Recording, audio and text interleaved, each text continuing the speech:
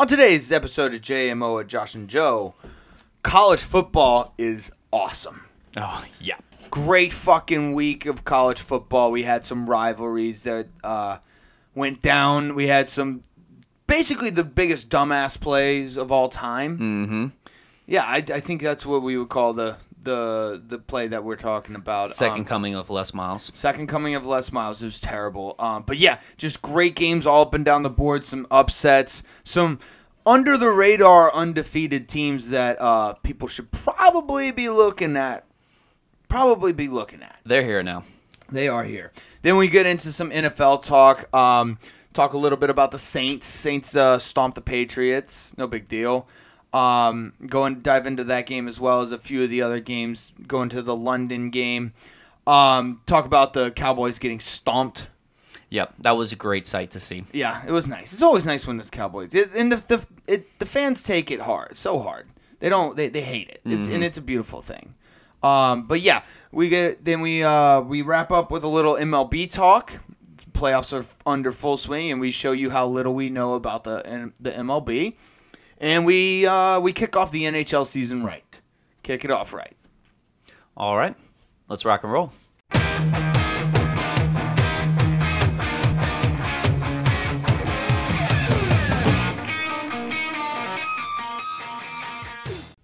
Welcome to JMO, Josh and Joe. It is Tuesday, August 10th, and Joe, college football is awesome.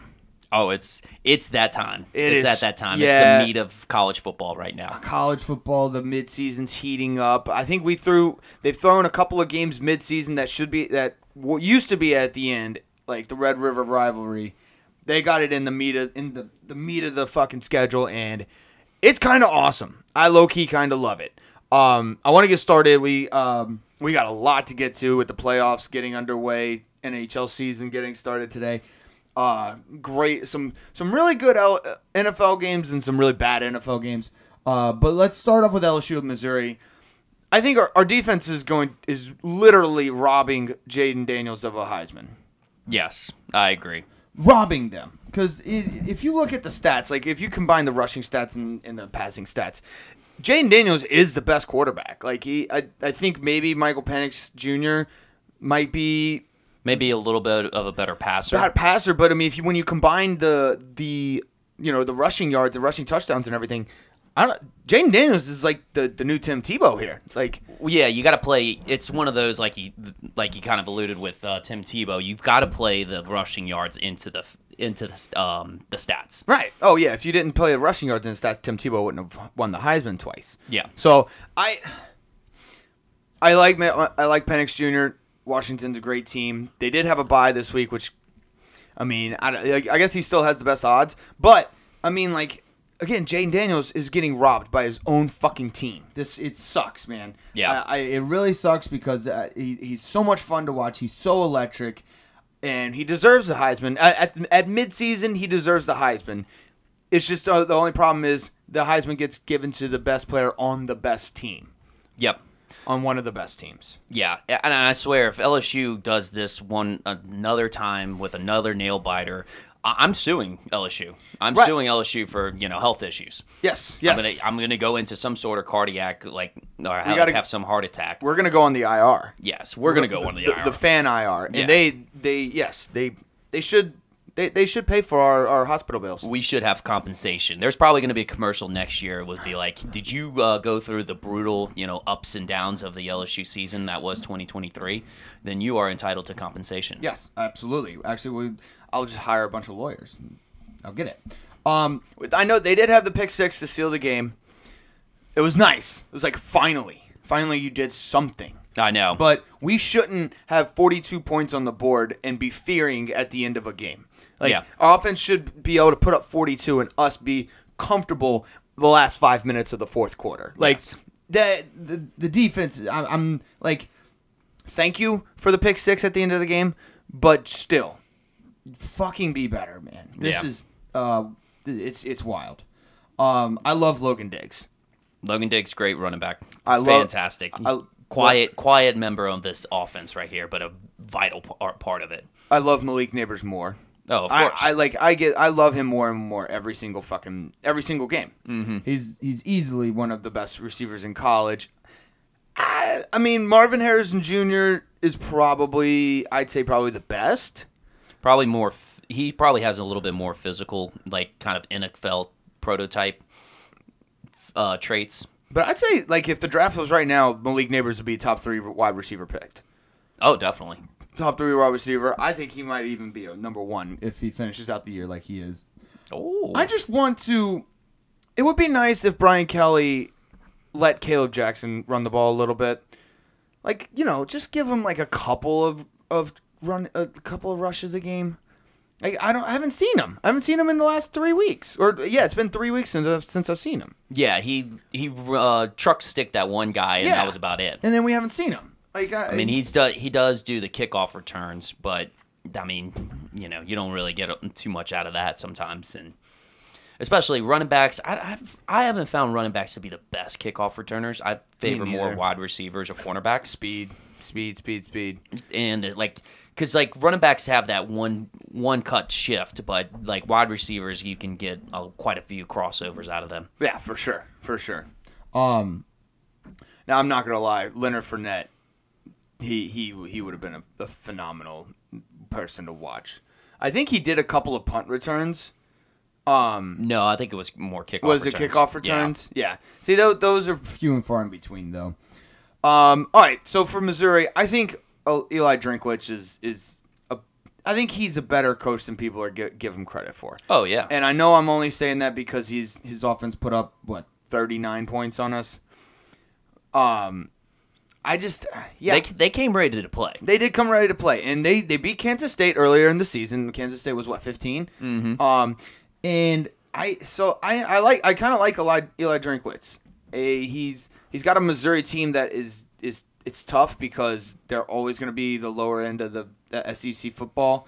I wouldn't put them down there with the Vanderbilts, but like I feel like they could be like a Kentucky, like to just go up and down in the middle of the SEC. Yeah, when the players come together for that 1 year and they do really well, and then they'll have to have a couple years rebuilding after that. That's the type of program that Missouri's going to be. But yeah, no, he's got him playing well. I think Eli came out of Appalachian State. He's so I think he's used to being like that little underdog type of guy, like the little guy. Get one big upset a year. Exactly. Nice. But yeah, no, he's got him playing some good ball, and they're in the right direction right now. So props to them. But I hate these Big 12 shootouts. Dude, I know it's really like I know we said it last week, and it's like beating a dead horse. Like are we watching the Big 12 again? Are we watching the Big 12? It looks like it. Yeah. You got anything else on the LSU game? That's about it. It was a nice little bounce back win, although I needed the defense. I need something from the defense. Like put Malik Neighbors in the secondary. Do something because we need something to happen on the defense. I don't know what exactly. Something. LSU beats Missouri. Let's get to Ohio State versus Maryland. Only reason I'm bringing this up is the final score is a different story than what the game was like. This was a nail-biter until the fourth quarter. Oh, it was 17-17 third quarter. Yeah, I think at the end of the third quarter, it was 17-20 going into the fourth, Ohio State. But if you watch all 3 quarters, it is back and forth, Maryland, Ohio State. Like Mike Loxley had them playing some ball. Mm-hmm. It was just like they ran out of talent. Yeah, that's the best way to put it. They just ran out of talent because like we always said, the better team comes out in the second half. It just took Ohio State like the fourth quarter to come out. But yeah, that was a close game. It was fun. I was in Ohio during this game, and it was fun to watch the Ohio State fans squirm a little bit. Yeah. Yeah, they can't be completely satisfied with this team. I mean, they basically.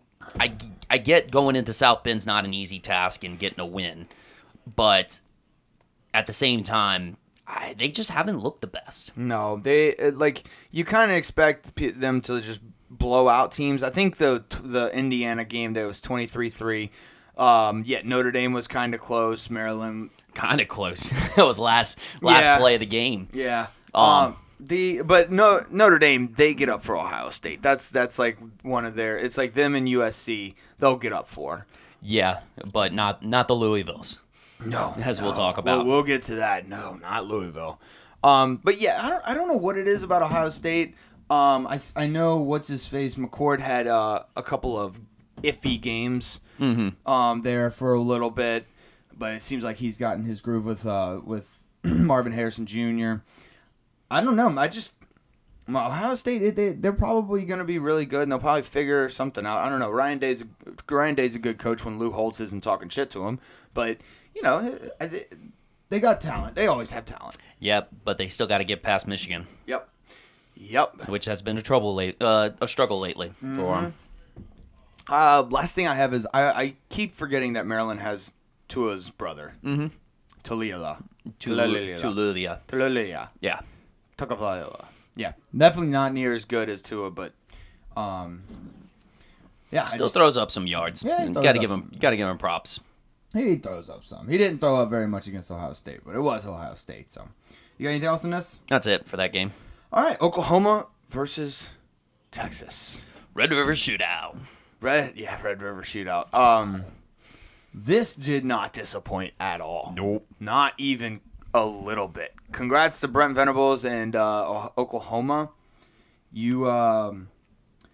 It was good. You got it done. It was a rocky start for both teams, honestly. It was ugly at first, but after the first quarter, I think it was, they got in a groove, and it became Big 12 football. But yeah, this is a huge one because people had Texas going all the way. Oh yeah, people were like, Oklahoma's a big underdog. They had Baker Mayfield there. Baker Mayfield, yep, showed out.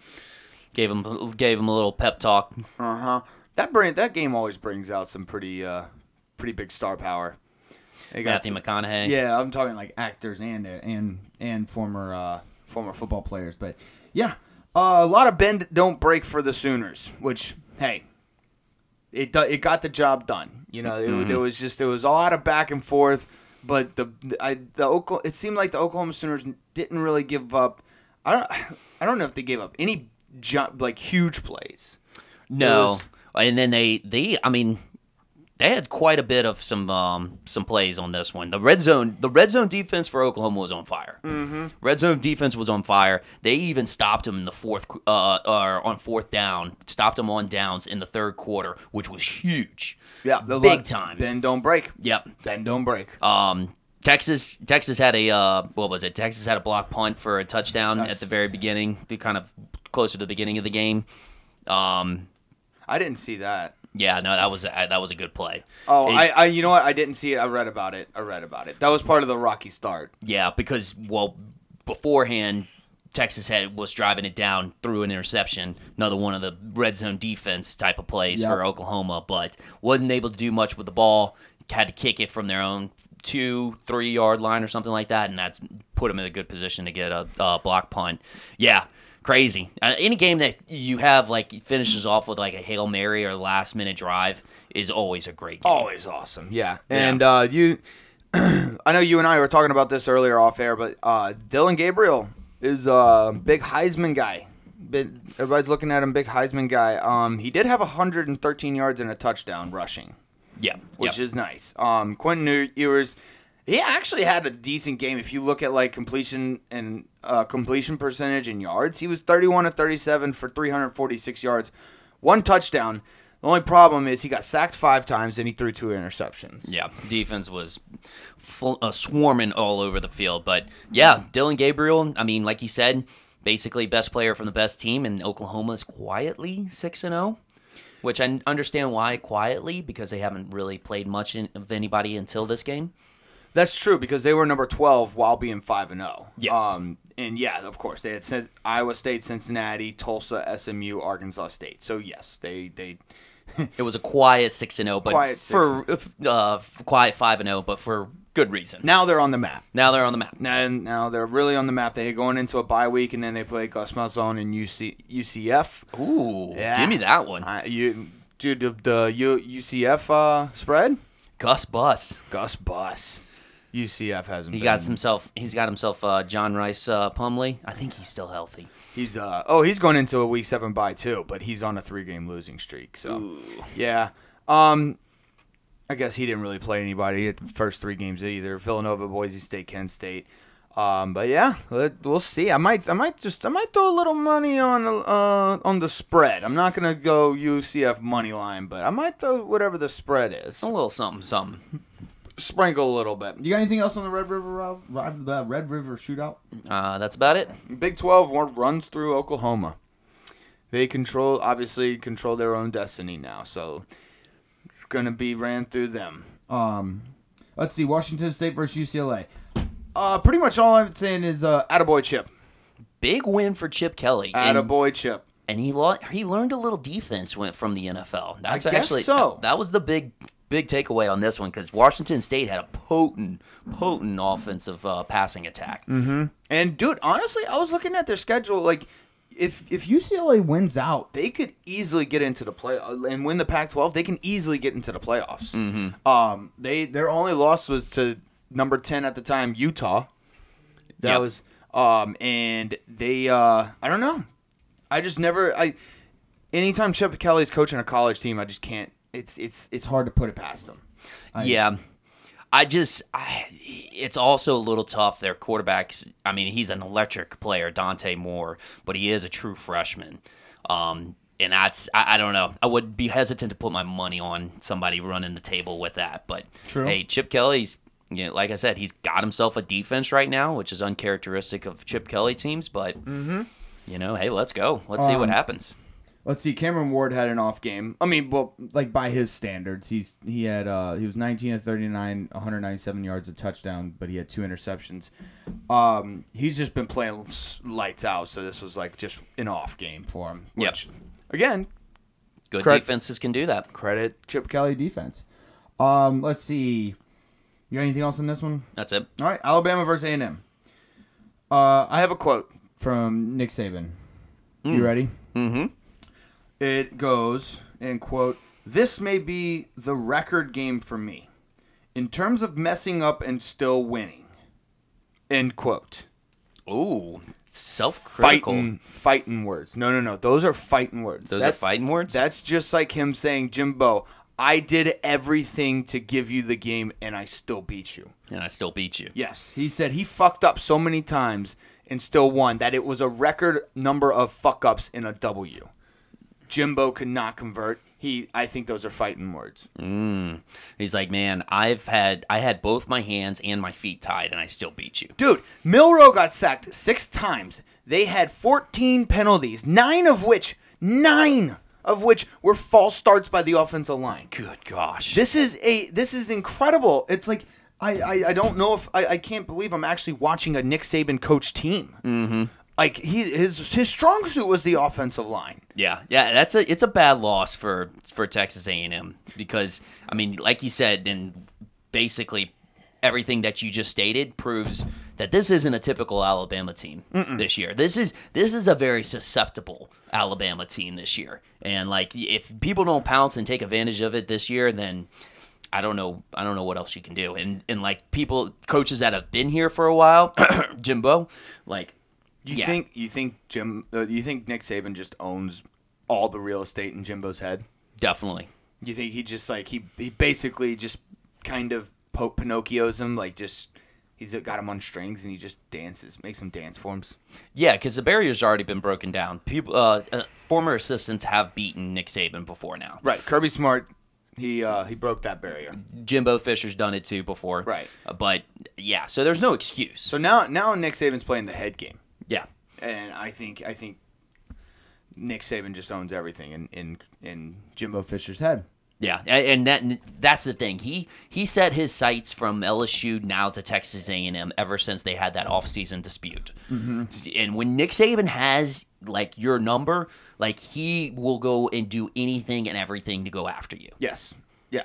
I wouldn't be surprised if in future years he actually takes his bye before the Texas A&M game rather than the LSU game. Why do you think he beat LSU so many times in a row? Yeah, like that was his national championship some years. Mm-hmm. Like, it was almost like that was a better game. Hell, we played I think in 2011, it was when we had Jefferson. We played them and lost to them in the regular season, and we played them in the national championship game. No, we beat them in the regular season 9-6, Beat them, and then lost to them in the national championship. Okay, yeah. So we've played them twice before in one season. Yep. That is his national championship. Mm-hmm. But yeah, this is Bad loss for Jimbo. Way to squeak one out, Nick Saban. I have to wonder if the boosters at Texas A&M are starting to think that $90 million isn't that much anymore. Inflation, man. It doesn't look like it that much Maybe anymore. it's not as worth as much, or I think it might be $72 million. It was $90 the year before. Whatever. Insane amount of money. Insane amount of money. Because look at this. Jimbo Fisher compared to Kevin Sumlin. So Jimbo Fisher, first 5 years, this one's still counting right now. He's 39-21. And Kevin Sumlin was when he got fired his fifth year, after his fifth year, going 7-4, was 44-21. Kevin Sumlin wasn't a bad coach. No, he just wasn't going to be the guy to get him over the hump. And plus, I think people tried to associate his success with Johnny Football, but yeah, I mean that's a whole nother debate for another day.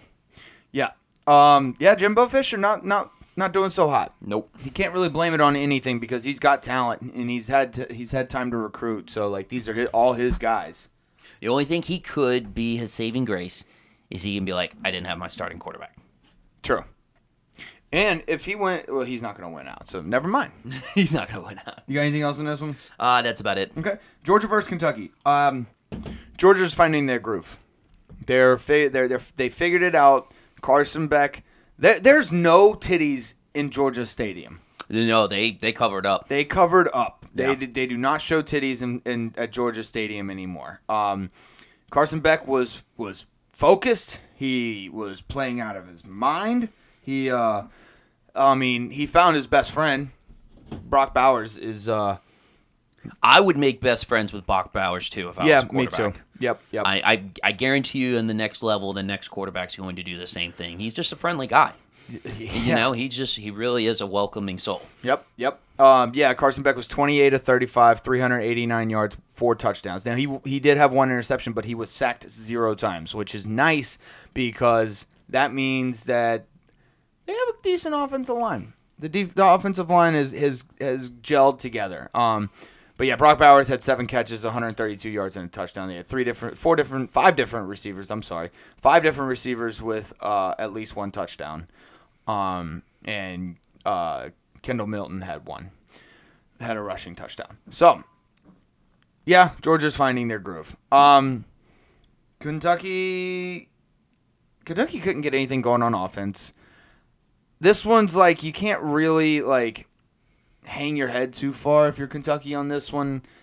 Georgia's the best team in the nation, and they showed it against you. You happen to be the team that they like I said, they found their groove on. Yeah. Like, all the pundits and critics have been, kind of bashing Georgia, so it wasn't really against personally taken against Kentucky. It was basically, for everybody else. It was a culmination of everything outside of the game. Kentucky just happened to be the victim. Yep. So yeah, Georgia's on a roll. Anyone who has to play them should not take them. Well, obviously they're not going to take them lightly, but like they should be scared. Yep. Let's see. Ole Miss versus Arkansas. I'm not gonna lie, man. I just find myself rooting against Ole Miss all the time now. Yep. Anytime. Yep. Which is not good because I have the worst luck ever. So Ole Miss opponents are gonna hate me for it, but yeah. So this must have been very frustrating when they came back from 10 points in the fourth quarter. Yes. To win this one. Yes. Yep. Yes. This was not fun. Dude, I think Arkansas beat themselves more than anything.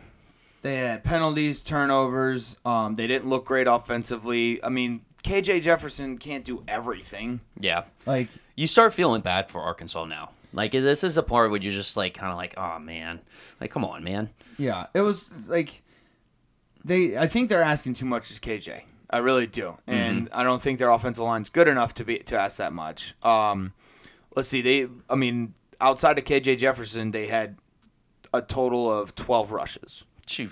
Like, KJ Jefferson has 17, but their running backs Sanders had 8 and Dominion had 4. Yeah. Like, you got to get some type of ground game going. Especially, again, like, you should know. You have the tape. KJ Jefferson is not that great. Like, he's not going to take you to the promised land by himself. He needs help. But, yeah, fuck Ole Miss. Jackson Dart looked like shit. He sucked. I don't know. They just I think Arkansas basically shot themselves in the foot on this one. I didn't. Yeah, no, you can say that, but yeah, Ole Miss is not that great either. No, but, they're the worst 5-1 team out there. Yeah, they just got up against LSU. Mm-hmm. You got anything else on this one? That's about it. All right, Notre Dame versus Louisville. Whoo. Notre Dame overrated? Question mark? Question mark? Question mark? Either that or fucking way. Either that or they were looking ahead to USC big time. This was a trap game. Big time trap game. Big time trap game. Yeah. They got up versus Ohio State. I don't think they're that good. I think if they play that game 9 times or 10 times, Ohio State crushes them 9 times out of 10. Louisville? No, Notre Dame. Oh. I think Notre Dame just got up for that game last week. Okay, yeah. I mean, it's a pretty exhausting stretch, and like you said, I mean, it's the perfect trap game. Yep. You know, you got, Ohio State 1 week, and then you got USC 2 weeks later. Middle game, that should have been a bye. Yeah. That should have been a bye on their schedule. That's Notre Dame's scheduling fault. Mm-hmm. The athletic director, yeah, definitely bad scheduling there. Yep. One thing, did they kind of expose Notre Dame a little bit? Because I think, if I'm not mistaken, Ohio State tried to throw the ball a lot against them. Maybe the key is running the ball? Well, yeah, I think Jahar Jordan would have to say something, an argument for that. And here's the thing. Like, he had 143 yards and 2 touchdowns, but Duke also rushed well against them the week before. Not the week before. The week before Ohio State. Duke rushed well against them. And Ohio State didn't do too bad, but I think they tried to rush, or they tried to pass more. But I think they might have exposed Notre Dame's weakness. That's what I think. I think Hartman's out of the Heisman race. Yeah, that hurts a lot. That hurts a tremendous amount because Hartman, he wasn't throwing up like absurd stats like Penix is right now, and or like Cameron Ward. But like, you've got to be able. If you're that, it's the Heisman policy. It's basically you have to be the best player from the best team, and that's what he was for a while. But yeah, and then just losing 2 games too also really, really hurts. Yeah, anytime you have 2 in the loss column of the record, it's gonna be tough to win a Heisman.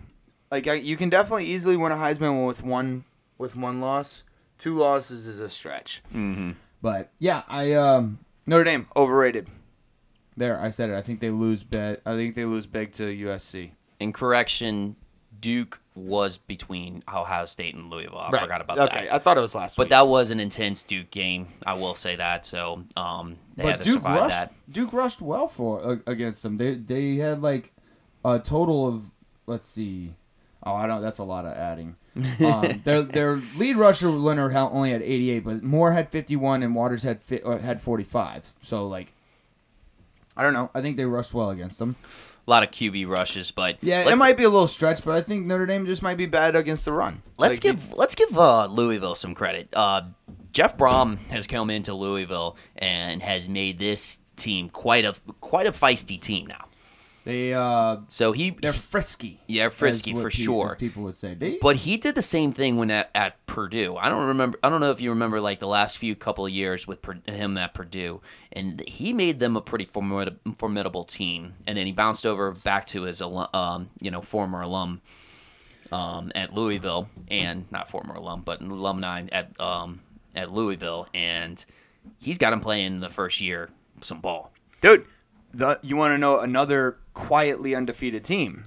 Louisville 6-0. 6-0. Louisville 6-0. They're another quiet, undefeated team. Mm-hmm. They have Pittsburgh next week, and then a bye the week after that. I think they made some noise this week, though. There was some undefeated teams that made noise this week. And Louisville was one of them. They got to week 6 and they were just like, "Hey, look, we're tired of you just not looking at us. Like, right. hey, like look at me, look at me."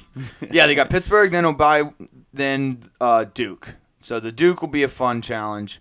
We'll see how they do against Pittsburgh. I hope they don't get so high that they lose to Pittsburgh. They got a little bit of an inside track into the ACC championship. I mean, they don't have to play.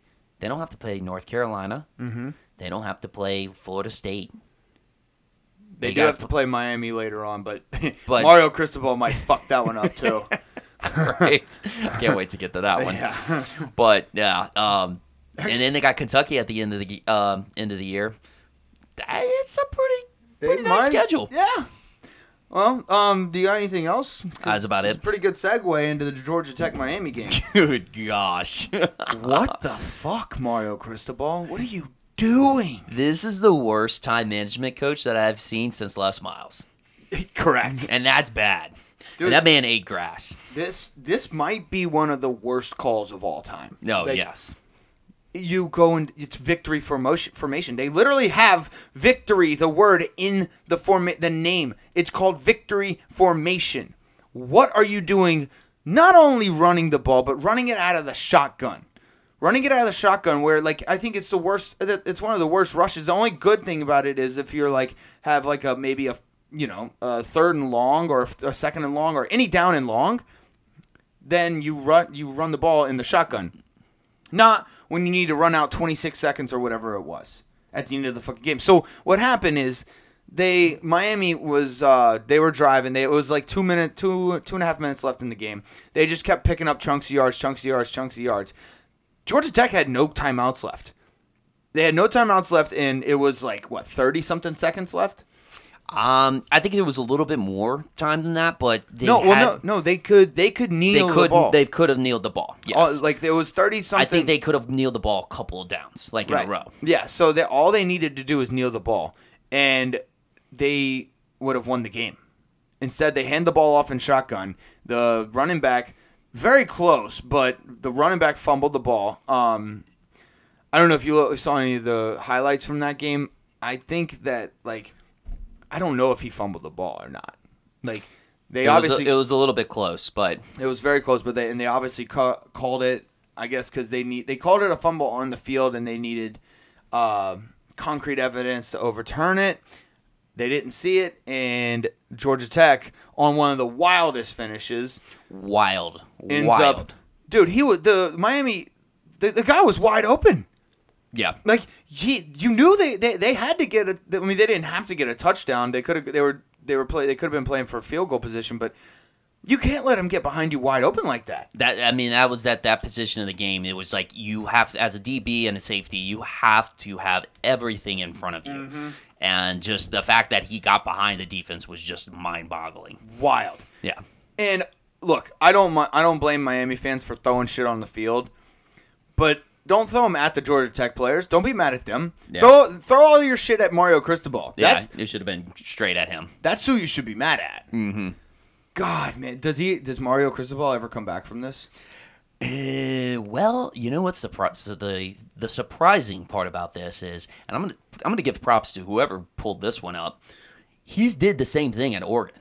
Oh, really? He did the same thing at Oregon versus Auburn. I don't know if you remember that at the start of the season. That was the Bo Nix played against Justin Herbert. Yeah, Justin Herbert. Yeah, I think it was about maybe 4 or 5 years ago. Yeah, and that was the first game of the season. That was super hyped up. He did the exact same thing. If you go back and look at the highlights, he did the exact same thing. They fumbled the ball and they end up losing that game. I want to know who dug and went and got that. I was about to say, like I said, somebody. That wasn't you? No, it wasn't me. That would have been crazy if I had pulled that one out. But I did not. If you pulled that one out of your ass, then, dude, you need to go get a job at ESPN. Right, I'd just be a college football encyclopedia at that point. But right. That was somebody pulled that out, and sure enough, replay for replay, same thing that happened. Mario Cristobal, was he was the offensive coordinator No, he was the head coach of Oregon? at Oregon. I forgot about that. Was Yeah. that after Chip Kelly? It was sometime after Chip Kelly. I think there was another coach wasn't- after Chip Kelly. I can't remember exactly. Okay. No worry, it doesn't matter. What does matter is the fact that Mario Cristobal doesn't learn from his mistakes. So this might do well. I guess I don't know. He got another head coaching job after it. So Yeah, because he left Oregon kind of prematurely. It wasn't on Oregon firing him. It was basically he wanted to go back to his alma mater, Right. Oregon. So no, Miami. Yeah, Willie Taggart. Willie if you remember, Taggart. there was Mark Helfrich, Willie Taggart, and then Mario Cristobal really kind of came in and did some stuff. was Willie Taggart like an interim? No, I can't remember them. No, Willie Taggart He was a head coach. he just did bad. And Very then, bad. I guess Brian McClendon. Damn, they went from 2016 to 2022. They went through like 5 coaches. Yeah, well, Brian was a interim for whenever Mario Cristobal left. I think that was just Gotcha. a bowl game. It's one. Oh, okay. 1-1 or something like that. Gotcha. But yeah, and then Dan Lanning got him playing some ball. He got him playing some ball. Anyways, you got anything else on this? That's about it. That's pretty much the only thing I took from that game is the what the fuck game. Yeah. All right, last game I want to talk about is the USC versus Arizona game. 3 overtimes. This is a little too close for comfort if you're USC. I think USC and LSU are structured the exact same way. I agree. Awesome quarterback, awesome high-flying offense, no defense. Absolutely none. But Caleb Williams, like, he didn't throw very well this game, but he had 3 rushing touchdowns. Oh, yeah. Like, I don't know. I don't know who to think for Heisman, like, because he's just like, I want to say Caleb Williams, but like right now I can't get over Michael Penix Jr. Penix has he hasn't thrown for less than 300 yards in any game this season. I think you're ignorant if you actually just say Caleb Williams. I think there actually needs to be an argument. Like, I think people were just saying, oh, yeah, Caleb Williams is the best quarterback. He's going to be number 1. But if you're actually breaking down this season, I think you're being ignorant if you don't actually play into effect all the other quarterbacks. Penix Jr., Jaden Daniels, Dylan Gabriel now. Like, and even oh God, why am I blanking on the North Carolina guy? Marcus May. North Carolina guy. Drake May, that's it. Marcus May was oh God, he Safety. was on the safety for the Saints. Yeah. Yep, he is a safety for the Saints. What am I thinking of? I thought of North Carolina basketball player. Sean May. Oh, Sean yeah. May. That was way back in the mid 2000s. Jeez. Dating myself there. Sean May. Anyways, but yeah, Penix, dude, he hasn't had a game under 300 yards passing. He's had 3 of his 5 games. He's had 400 plus yard passing. Mm-hmm. Like he's on a tear. He's awesome. He's like, I don't know. I would like to have him as my quarterback, but We got a pretty good We quarterback. got a pretty good one. Let's see. That's pretty much all I had. I think it was just a little too close for comfort for USC. Like if they get in a shootout and can't hang and play like a decent defense, I think USC might be in trouble. Yeah, this one went into overtime, so I don't know. It went to 3 overtimes. I don't know if you saw what caused it go into overtime, which was a pretty bizarre play, but they actually had a high snap on the field goal, so USC had a chance to kick a field goal to go or to win it before overtime in regulation. They had a high snap. So the kicker got to the ball before the holder could really get the ball down. And he does like a pump kick and then tried to kick it again, and it really just did not go over the offensive line. So, like, that was pretty crazy. Because I was trying to see if it got blocked or anything, but it was just he lost all momentum because he did like that pump kick because he got there too fast. At that point, just try and run it. I think that's what you got to do. Just whoever's holding it, just toss it to the kicker and run. Unless there's too many people around, then you don't want them to take the ball, like get a fumble or something like that, and take it to the house. So you do have to keep that in mind. Yeah, you almost or do like a rugby thing and just have the holder just basically run it and then until he's getting tackled and then pitch it off, like You're gonna do that with your kicker. Sure, if your you best just athletes on the field. you just practice it a couple of times. It's just throwing the ball. It's just pitching the ball like 3 to 5 yards. Yeah, I mean, what are kickers and punters doing in practice anyways? Exactly. It can't be that add, hard. They can add that into it. Anyways, you got anything else on that game? That's it. All right, let's get through the NFL. Saints Patriots. I'm not going to take anything away from this game because the Patriots are really, really bad. Mac Jones is terrible. Bailey Zappi's terrible. I'm not getting fooled by this win. That's it. I'm not getting fooled. I know, normally I would just be like, Saints are back. Normally I'd be like, Saints are back. I'm not getting fooled. I just like the fact that the Saints were the team that caused Bill Belichick to be like, hey, it's time to start over. Like, I'm just going to start over. Well, if you look, especially, the Saints have had Bill Belichick's number. If you look, during the whole Tom Brady era, the Saints have a winning record against Bill Belichick and Tom Brady. They have just had their number. I don't know what it is about them. I don't know if it was Drew Brees, if it was Sean Payton, if it was just the Saints voodoo or what. I think the Saints defense always got up for Tom Brady too. Yeah. And that continued whenever he went to the Bucs. Mm-hmm. Yeah, because we had his number at when he was at Tampa too. Saints defense is awesome. They're still really good. They're awesome. I don't know. I like it. I just went away from this game being happy because we won. We blew them out. But I don't know. I couldn't really get too excited about it. I think the offense did a little bit more. I think he just did enough just to actually get people off his back.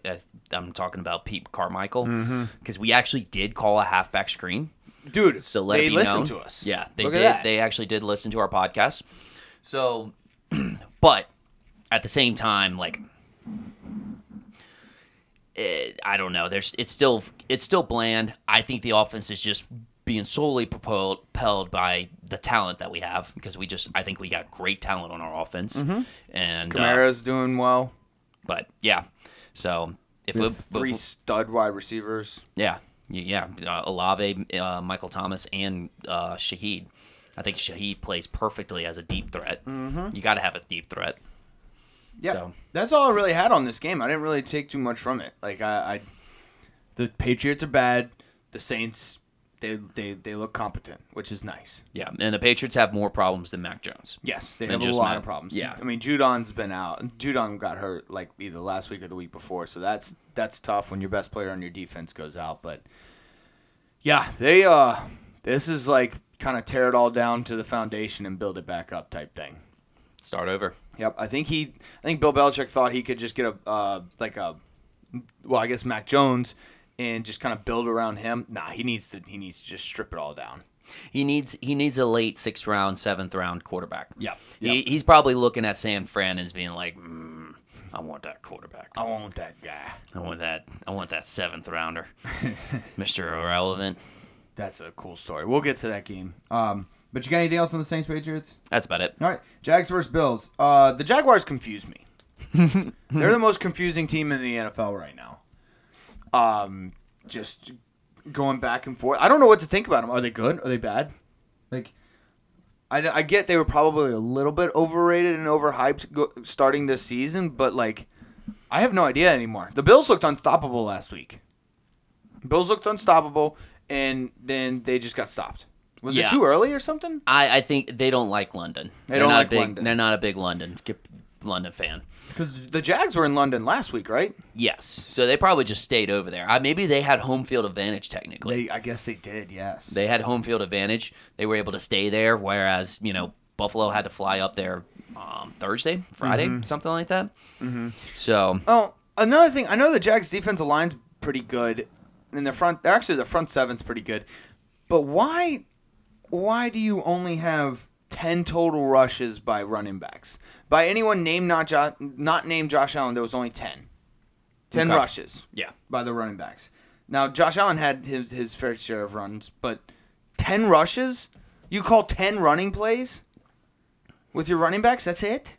Is James Cook really not good? Or is he hurt or something? Or what's... Maybe Josh Allen's just calling audibles out of it.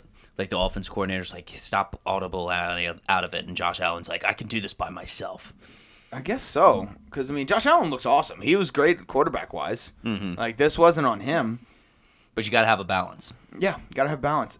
And here's the thing. I think both teams are really good. They're just weird. Both these teams are weird. They're weird teams. Yeah, I don't know what to think. Yeah. No idea. You got anything else? I want to talk about the Jags strategy going for 2 on when they score first. Oh, yeah, I forgot Because about I think that. this is actually coming in kind of a common theme, and I think it's a good strategy. So basically, you either playing catch up or the other team's playing catch up. So if you get that first, 2-point conversion, because there's really no pressure with it. Because if you don't get it, then you just have to get another 2-point conversion later on in the game. But if you get it, then the other team has to get another 2-point conversion later on. Because typically, like the Buffalo Bills did on this one, you kick that field goal. Right. You kick that field goal, you're just like, I'm not going to try to do a 2-point conversion to keep up with you right now. Not yet, yeah. Or because if they do, they have a chance of going down by 2 instead of 1. Mm-hmm. I like it. Start it off, going. I think there's no wrong you can really do. I mean, it's what Missouri did against LSU. Yep. And they scored first. So Analytics guys. Yep, analytics guys. But yeah, so Jaguars beat the Buffalo Bills. Texans versus Falcons. I'm not gonna lie, Joe. I'm a little worried about the Falcons. Like Ritter. Their defense is good, and I think Ritter looked competent. He looked like a decent quarterback. As weird as that is to say it, I don't know. They used Kyle Pitts too. Like I'm starting to get like I had them as 2 wins during this season. I had them as a checkmark win. 2 easy ones. Now I don't know. Let me say a stat real quick. So the Falcons are actually 3-0 at home and 0-2 at away. Okay. It's basically Ritter only plays good at home. So maybe we can check this up to be a 1-1 now instead of a 2-0 series. Well, here's the thing. I think Ritter might just do well. He might just do well in domes. We got to see what where the losses are, if they're outside or not. He could just be a dome guy. Well, I thought he lost to the Lions. Yeah, but that could mean don't they have the retractable roof, or is that a dome? I'm pretty sure it's just a dome. It's just a dome. Okay. But it could have a tractable roof. I'll take a look and see. Honestly, dude, I'm not gonna lie. I'm a little low key worried about the Texans. We play the Texans next week. I'm a little low key worried about that. I don't know. I mean, they're frisky. D'Amico Ryans has them playing some decent ball. I don't like it. But yeah, I still can't believe they used fucking Kyle Pitts. Yeah, right. That was wild. I know. And honestly, every fantasy guru that I'd seen leading up to that week was all saying get rid of Kyle Pitts. Yep. And sure enough, it's just how fantasy works. It's how football works, I think. Yeah. That's just how being a fan of a football team works. Yeah, both of these teams I'm a little worried about now because Saints play the Texans next week and then we play Atlanta down the road. But yeah. Can we state how nobody rejoices more than a defensive-minded head coach after a turnover? Yeah. Oh, yeah. They love it. There's nothing that gets more pumped up than a defensive-minded coach after a turnover on defense. Not even a little bit. Yeah. Yeah. You got anything else? That's it. All right. Falcons beat Texans. I'm worried. Next game, Ravens versus Steelers. That game is the most ideal AFC North football game you could ever come up with. Mm-hmm. That was prime Steelers Ravens football. I mean, hell, I would venture off to say AFC North divisional game. That's that's what I said. It's AFC North football. It's beautiful. It's a great thing. And I just so happened to be in Pittsburgh for this game. Nice. And holy fuck, I forgot how awesome Pittsburgh is as a sports town. Yeah. Those sports fans love Pittsburgh Steelers. They love the Pens. And you know what? They'll root for the Pirates even though they're sick of them. Yeah. But they love the Steelers, man. It was awesome, dude. TJ Watt is a fucking menace, dude. Mm-hmm. Pick your highlight. Pick your highlight. And he was disrupting every single play. Yeah. Almost every single play he was disrupting, which they don't have on the stat book. But hell, you have the scoop and score fumble, you have the block pass. Like, he was just everywhere. T.J. Watt was absolutely everywhere. Yeah. No, he was. And I feel like that's a common theme when it comes to AFC North matchups. He's just always there, and then like and for big plays. But can we just mention like how these games just like if you're actually wanting to watch an NFL game for an offensive performance, you do not turn on an AFC North game. No, you do not turn on an AFC Divisional North game. You basically are watching this game for anything and everything but offense. Yes, exactly. Like, I mean, we had those special teams plays, block punt. Yeah, I think there was like. Well, Ravens had like 7 drops. That was stuff, or just funny stuff. Block punt. No, it was pretty crazy. It was awesome. I loved it, dude. We were at this one bar. It's called Mike's Beer Bar, and the whole crowd was just going fucking absolutely berserk. Mm-hmm. And then it's great when the Steelers win like that because we went out in the town and everyone was just in a great mood. Yeah, it was awesome. There was Steelers fans that were just absolutely hammered by 4 o'clock. Yeah. They were like 4 or 5 o'clock. They were just absolutely annihilated. It was great. Oh, it was so much fun. What last thing I wanted to say, I'm just gonna go ahead and say this. I think low-key Lamar Jackson kind of sucks. He fumbles every game. He was struggling. It made it worse that his headband was even struggling even more to stay on top of his head during the game. Oh, I think that had a lot to do with it. Yeah, but he struggled. It doesn't help that you had 7 drops from your wide receivers, including one by Bateman that should have been a touchdown. Mm-hmm. But he definitely has been struggling a little bit.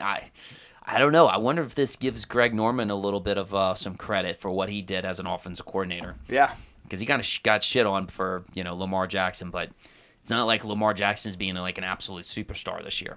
And honestly, the second half of last year, I remember he just wasn't putting up a lot of passing yards. He was doing a lot of running, and I think now that he got the bag, he does a lot less running. Like he wants to stay healthy because he knows he's got money. Well, and it's also a part of the offensive system of their new offensive coordinator.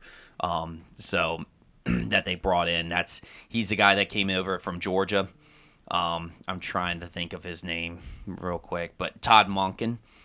Todd Monken was the one that they brought in, and he plays a little bit more of a passing style than what, like I said, Greg Roman kind of tried to cater to Lamar Jackson's strengths, which is why we saw him run so much. But well, then why did the Ravens as an organization bring him in? That doesn't make any sense. I guess they wanted to try and get Lamar to become more of a passing quarterback so that they can keep him healthy. He's not. He's not. The reason he got so good was because of his legs. And his legs is what made defenses have to be honest, and he was able to get like 1,000 yards to Mark Andrews. Yeah. But it's hard to run against that Steelers defense, especially with T.J. Watt. T.J. Watt might be my favorite player in the NFL right now. Okay, like behind Alvin Kamara. Nice. I think it's Alvin Kamara and T.J. Watt. Okay, it's awesome. Can we talk about, because I know this is getting pretty big, but the Matt Canada reaction to that last play? Yo, that was wild, man. He did not celebrate at all. Yeah, like. I want you to share what you think about that, but bro, that was to win the fucking game. I know. So the last play that won the basically the touchdown grab by George Pickens, who was a fucking monster from Kenny Pickett. Basically, what happened during the play was that Kenny Pickett read that there was a 0 coverage blitz, which basically is all the safeties and linebackers are all coming in, basically, and you only have cornerbacks playing man on everybody. So he audibled out of Matt Canada's original plan play. We don't know what it is. Maybe some jet sweep, ISO run.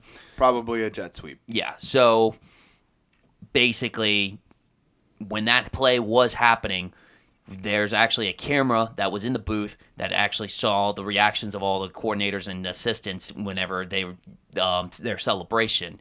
And Matt Canada had a stone cold face The only time he actually started celebrating was actually when one of the assistants actually tapped him over to remind him that he was on television. Mm-hmm. And, so Kenny Pickett is actively doing his part to try to get Matt Canada fired. Yeah, so you can hang your hat on that, Steelers fans, as well as, George Pickens is amazing, and everyone knows Matt Canada sucks. Even within the Steelers organization, they all know. So it's only a matter of time now. Because it's always a matter of time with the Roonies, because they always hold on to shit that they should way longer than they shouldn't. That's what I meant to say. Yeah. So yeah, I think the clock's ticking. It should have been done a long time ago, but as LSU fans, we know your pain. Yes, because we previously had Matt Canada quite a few years back. So yeah, and we know about a thing or two about holding on to shit that isn't working. With like Les Miles. Exactly. Held on to Les Miles way too long. But you got anything else in this game? That's about it. I love AFC North football. Mm-hmm. Love AFC North football. Speaking of another AFC North game team, Bengals versus the Cardinals. Dude, the Bengals are good. The Bengals are fucking good. They've been to the AFC Championship game the last 2 years, and they were in a Super Bowl. Like, they're good. I don't know why all this hate towards the Bengals throughout the offseason. I don't know what happened. Yeah, it's overreaction, but can we go through the lie detector? Because I put the through the lie detector. I'm open. I'm always fucking open, and there was no lies detected. No, none. No lies detected. None. I mean, I tell you, to have. That's the exact performance that you have to have after saying a statement like that. Dude, he backed it. He couldn't have backed it up better. He had 15 catches. And I actually was watching some of those passes. Joe Burrow threw it into double coverage. He should have not, as a quarterback, he should have not been throwing that ball to Jamar Chase, but he still did, and he caught it. And here's the thing. I think that was the best way that could have ended up for both of them, because now Jamar Chase is like, okay, he heard me. He's helping me out, or he's throwing the ball to me, and Joe Burrow's like, okay, you're Jamar Chase. You're gonna catch the fucking ball, regardless. I just need to get it to you. You're my number one playmaker. Yes. So like that was like they basically had a bro moment on the football field. Yes. It was awesome. Like we're obviously big Joe Burrow and Jamar Chase guys, but that connection's amazing. Mm-hmm. Always open. Just keep chucking him the ball. Whoever has Jamar Chase in fantasy now is just gonna be. He's going to go off every week. I just would love to know the people that gave up on Jamar Chase and traded him already and what their feelings are. I would like to interview those people. Well, in one of my leagues, that is exactly what happened. I'm not going to lie. Jeez. I know it's happened. I know it has to happen in quite a few leagues. Mm-hmm. But, yeah, Bengals are fine. Cardinals are not. They're not terrible, but they're just not good.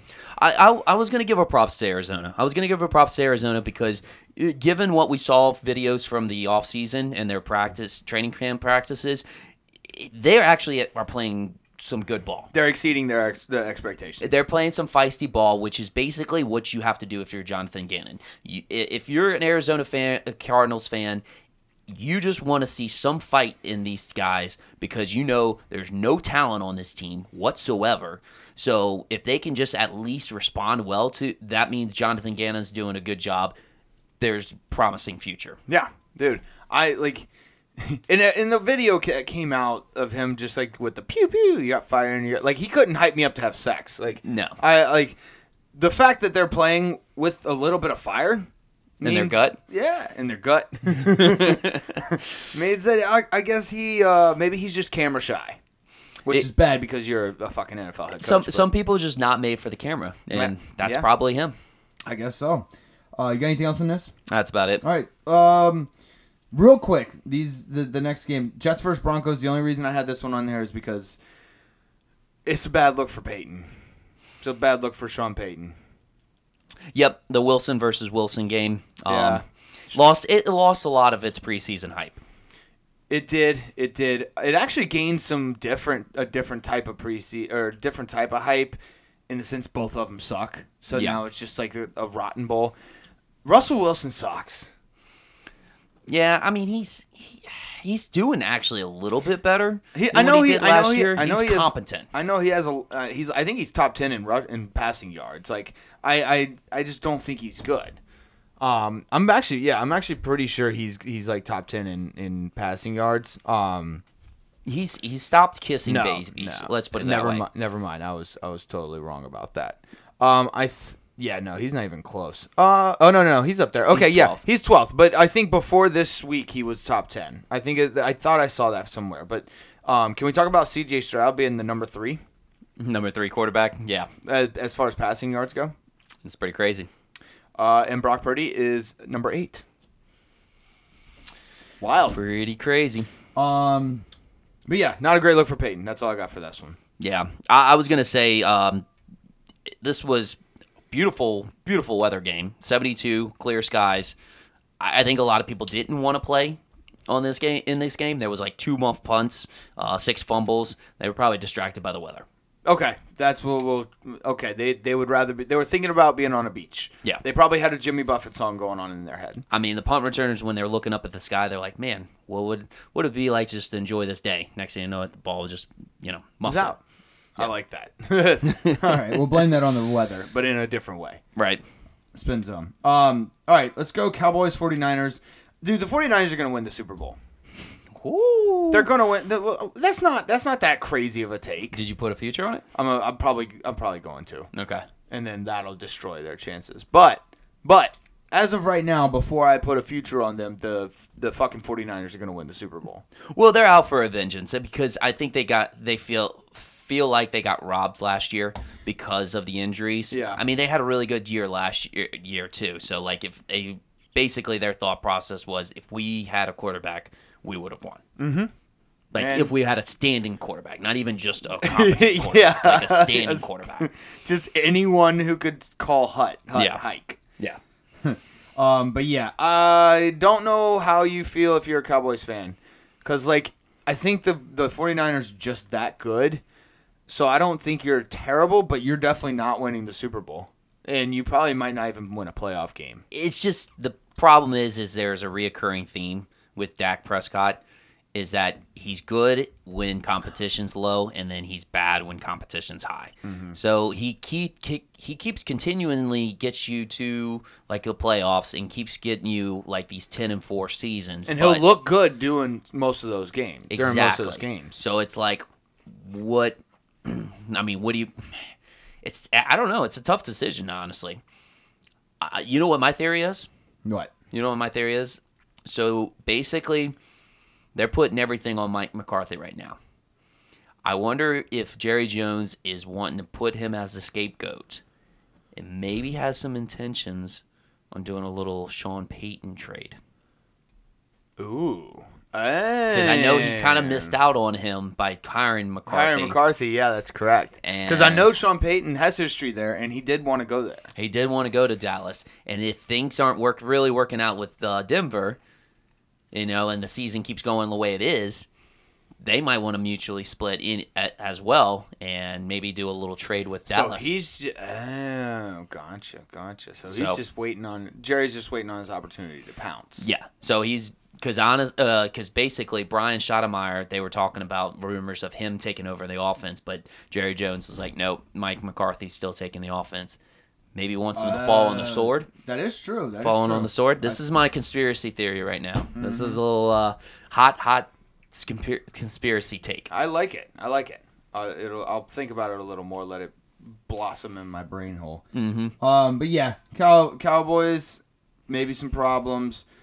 49ers gonna win the Super Bowl. Anything else? Dak is ass. Dak is ass. Dak is definitely not good. He's not good. He's not very good at quarterback. But anyways, let's wrap up the show with some MLB playoffs. Arizona's kind of a surprise. Yeah. That's a big one. I don't really know too much about baseball, so I'm not gonna pretend like I do. I thought that they were gonna beat the Dodgers, but I guess typical playoff Clayton Kershaw showed up and lost them the first game for sure. Yeah. He's so bad in the playoffs. I don't understand how either. 11-2. That's not a but great. He gave up 6 runs in the first inning, like before the second out. That's demoralizing. It's terrible. Yeah, he's so bad in the playoffs. I think Baltimore might be a fluke.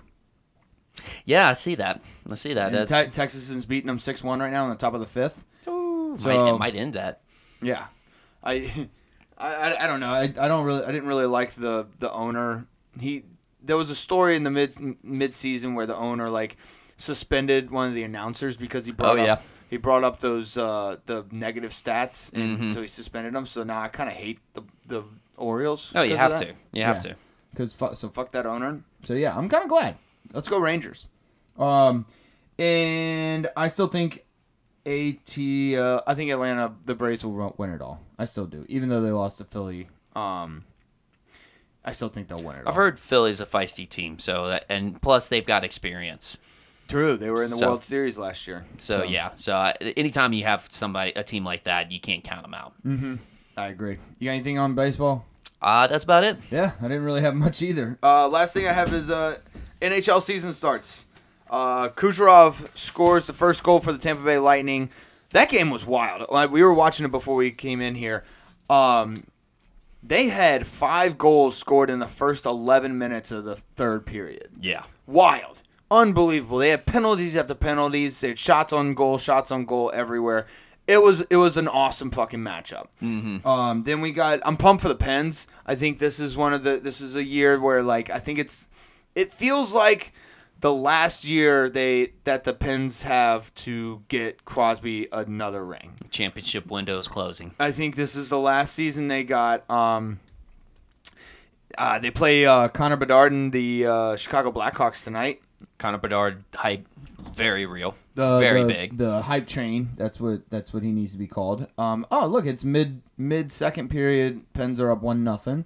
The Blackhawks aren't very good. They weren't very good last year, and I don't know if Connor Bedard is going to be able to turn it around by himself. He's 18 fucking years old, and he looks like a child. He does look like a child. He is very good. I've seen like highlights of him. I've been watching him. He's very, very good.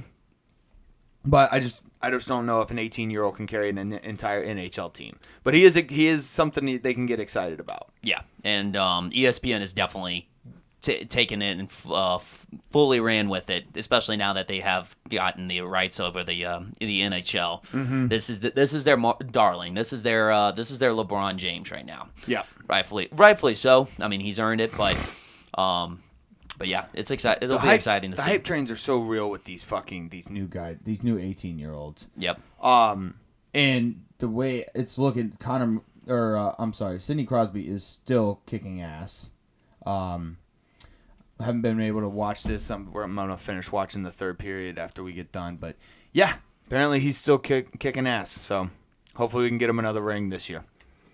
Go Pens. Go Pens. You got anything else? I think that wraps it up. All right. We'll see y'all next week. Love y'all. Later.